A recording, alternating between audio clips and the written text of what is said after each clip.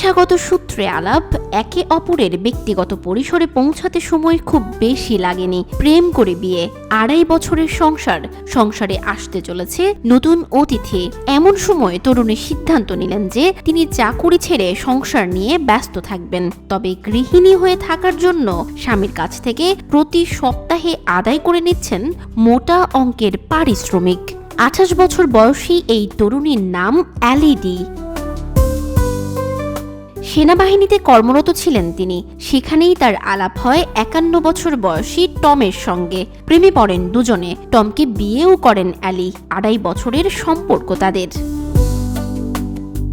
সম্প্রতি অন্তঃসত্ত্বা হয়েছেন অ্যালির মতে চাকুরি ছেড়ে দিয়ে তিনি সংসার নিয়েই ব্যস্ত থাকবেন।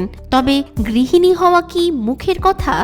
ঘর পরিষ্কার করা থেকে শুরু করে জামা কাপড় ধোয়ার সংসারের যাবতীয় দায়িত্ব এখন অ্যালির কাঁধে।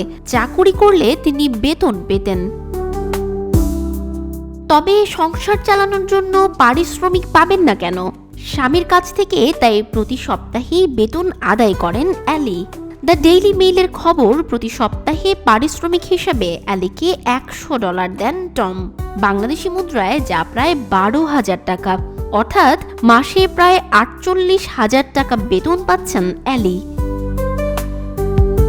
শুধু তাই নয়, অ্যালির কাছে যত ক্রেডিট কার্ড ছিল তা সব নিষ্ক্রিয় করে ফেলেছেন টম। আবার নতুন করে নিজের নামে ক্রেডিট কার্ড নিয়েছেন তিনি। সেই কার্ডগুলো হাতে তুলে দিয়েছেন অ্যালির। অ্যালি জানান, চাকুরি করে তিনি যা উপার্জন করতেন তার চেয়ে এখন তিনি বেশি টাকা পাচ্ছেন।